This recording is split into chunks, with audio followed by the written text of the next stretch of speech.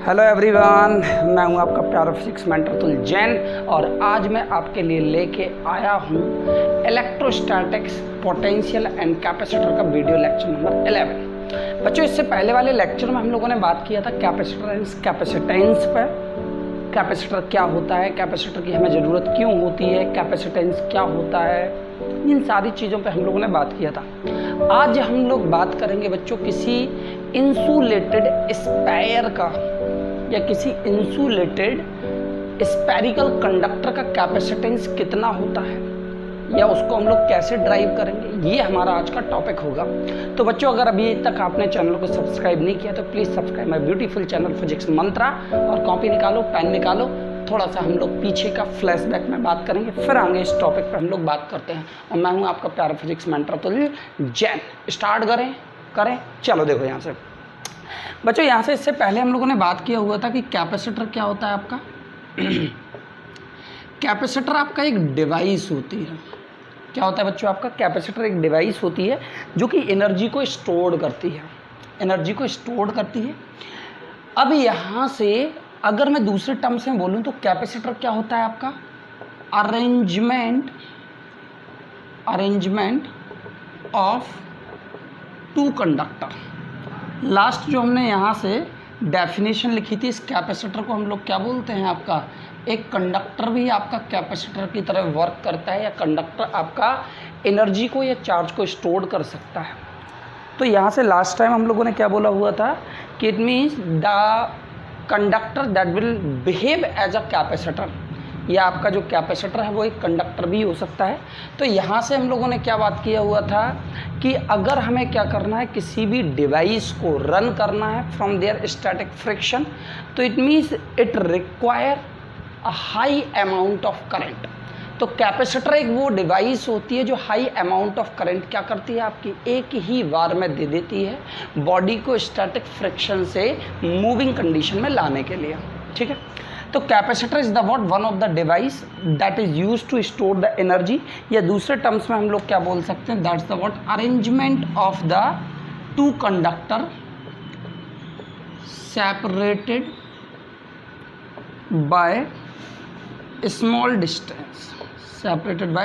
Distance, या इसी को बच्चों हम लोग स्मॉल डिस्टेंस की जगह लिख सकते हैं separated by the dielectric medium भी लिखते हैं।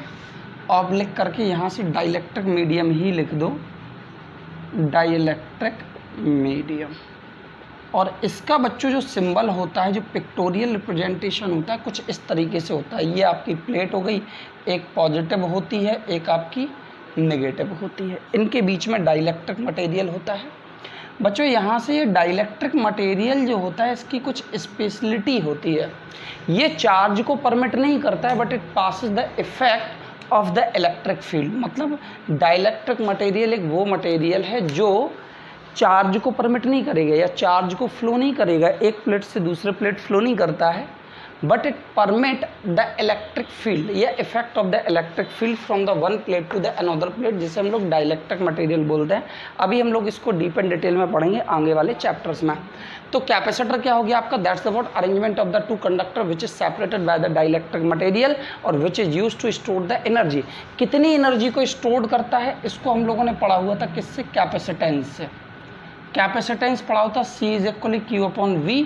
और कैपेसिटेंस क्या है आपका? प्रॉपर्टी है किसी भी कैपेसिटर की कि कितना amount of energy, how much amount of energy that can be hold by the capacitor और can be hold by the conductor, जिसे हम लोग बोलते हैं बच्चों क्या? कैपेसिटर बोलते हैं। और लास्ट टाइम हम लोगों ने अभी डिस्कस किया हुआ है कि कैपेसिटर एक जो है वो कंडक्टर है या अरेंजमेंट ऑफ टू कंडक्टर होता है आपका। और कैपेसिटेंस जो प्रॉपर्टी है वो आपका Q और V पे डिपेंड नहीं करती है। ये किस पे डिपेंड करती है बच्चों आपका? That will depend on the dimension of conductor and second one that also depend on the property of the medium पे डिपेंड करती है। लास्ट लेक्चर में हम लोगों ने डिस्कस किया हुआ था। आज हम लोग इसी के आगे बात करते हैं बच्चों कंडक्टर में आपका कैपेसिटर और कैपेसिटेंस के आगे बात करते हैं।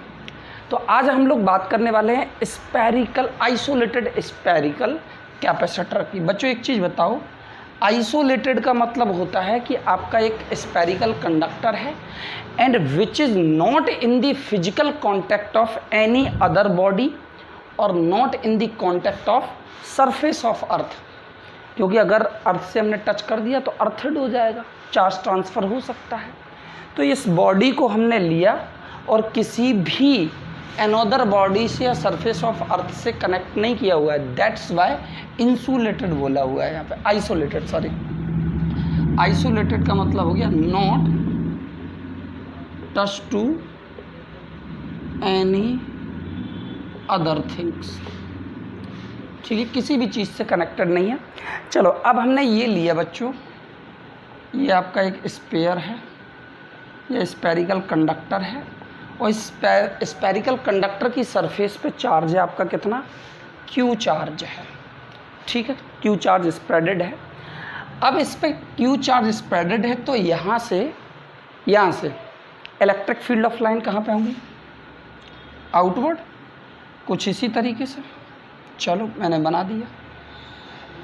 अब एक चीज़ बताना बच्चों, जब हम लोगों ने स्पेरिकल सेल पढ़ा हुआ था या यहाँ से हम लोगों ने पोटेंशियल पढ़ा हुआ था due to cause of the spherical shell, potential due to cause of the spherical shell, तो हमने 3 केस पढ़े हुए थे। एक तो हमने पोटेंशियल बाहर निकाला था, मतलब out of the spherical surface, फिर हमने ऑन द स्पेरिकल सरफेस निकाला था, फिर इनसाइड द स्पेरिकल सरफेस निकाला था। तो अगर आपको याद है तो ये आर क्या है आपकी, रेडियस, और अगर आपको याद हो potential of spherical shell on the surface जो कि था आपका कितना बच्चों, V is equally 1/4 pi epsilon not Q upon R, क्योंकि जितना पोटेंशियल आपका इनसाइड होता था उतना ही पोटेंशियल आपका सरफेस पे होता था, आउटसाइड आपका डिफर करता था, और आउटसाइड यहाँ पे कैपिटल R की जगह स्मॉल r होता था। तो यहाँ पे मैं लिख दे रहा हूँ, यहाँ पे ऑन सरफेस, ठीक है, या इसी को हम लोग लिख सकते हैं V is equal to the KQ upon R लिख सकते हैं, क्योंकि स्फीयर की रेडियस कितनी है, कैपिटल R है, इसीलिए ऑन सरफेस। याद कर लेना, चैप्टर मतलब लेक्चर नंबर 5 या 6 होगा, आप यूट्यूब पे जाके देख सकते हो, वहाँ पे हमने तीनों चीज़ों के लिए निकाला हुआ था, ठीक है। चलो V is equal to KQ upon R। अब बच्चों यहाँ से अब हमें इस कैपेसिटर का कैपेसिटेंस का फार्मूला निकालना है, इस कैपेसिटर के कैपेसिटेंस का फार्मूला ड्राइव करना है, या यूँ कह सकते हैं कि स्पेरिकल कैपेसिटर का कैपेसिटेंस का फार्मूला ड्राइव करना है।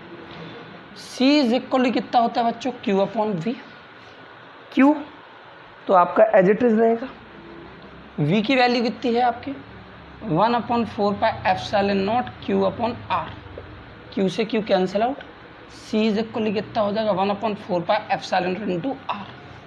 बच्चों कैपेसिटेंस जो होता है वो किस पर डिपेंड करता है, आपका रेडियस पर डिपेंड करता है। अगर किसी कंडक्टर की हम रेडियस बढ़ाते हैं तो इसकी होल्डिंग कैपेसिटी भी क्या होगी आपकी, बढ़ जाएगी। सीधी सी बात है, जितना छोटा कंडक्टर उतना ही कम चार्ज को स्टोर कर पाएगा, मतलब कैपेसिटेंस क्या होगा, कम होगा। जितना बड़ा कंडक्टर कर दिया उतनी ही ज़्यादा से ज़्यादा चार्ज को क्या कर पाएगा, स्टोर कर पाएगा, और जितना ज़्यादा से ज़्यादा स्टोर कर पाएगा मतलब कैपेसिटेंस उतना ही ज़्यादा होगा। तो यहाँ पे बच्चों हम लोग क्या लिख सकते हैं, C is proportional to the R, मतलब अगर रेडियस आपकी इंक्रीज़ होगी तो वो रेडियस इंक्रीज़ होने पे कैपेसिटेंस भी क्या होगा आपका, स्पेरिकल कंडक्टर का कैपेसिटेंस आपका इंक्रीज करेगा, that is C is proportional to the R। छोटा कंडक्टर है कम चार्ज को होल्ड करेगा, ज़्यादा मतलब बड़ा कंडक्टर है, रेडियस ज़्यादा होगी, ज़्यादा रेडियस होगी तो ज़्यादा से ज़्यादा चार्ज को होल्ड करेगा, मतलब कैपेसिटेंस भी क्या होगा आपका, ज़्यादा से ज़्यादा होगा।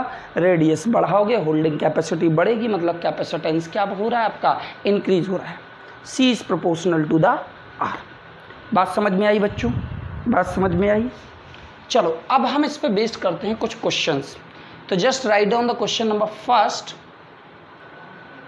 चलो बच्चों, तो पहला क्वेश्चन है 27 स्पेरिकल ड्रॉप, हमारे पास 27 स्पेरिकल ड्रॉप हैं, कुछ इस तरीके से छोटी छोटी 27 स्पेरिकल ड्रॉप हैं, मतलब 27 ड्रॉप हैं टोटल, ठीक है।